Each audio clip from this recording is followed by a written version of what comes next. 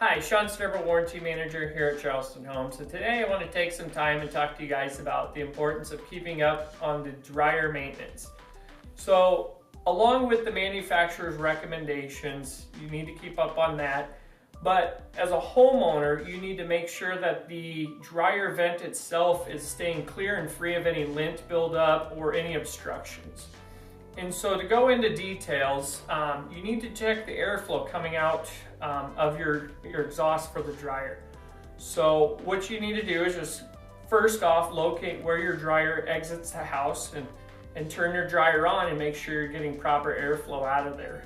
So what can happen over time, the lint builds up and it blocks that, or during inclement weather, the weather could cause that to freeze up or not to open up that door, and therefore to create a blockage.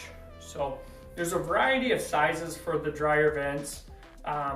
Most ranches will vent low and close to the ground, so snow and things like that could accumulate and block those.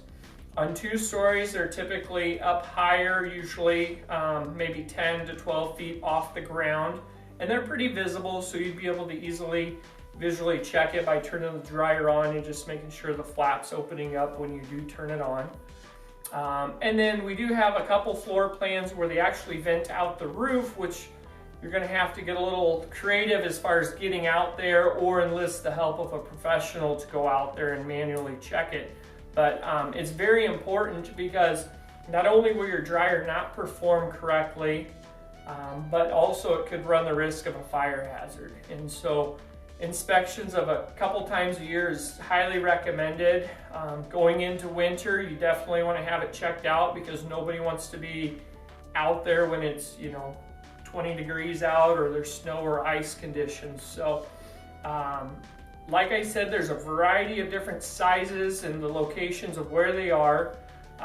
Most dryers nowadays, they have sensors to where if there is a blockage, there's an alarm on there or some type of sensor that allows you to know that there's an issue.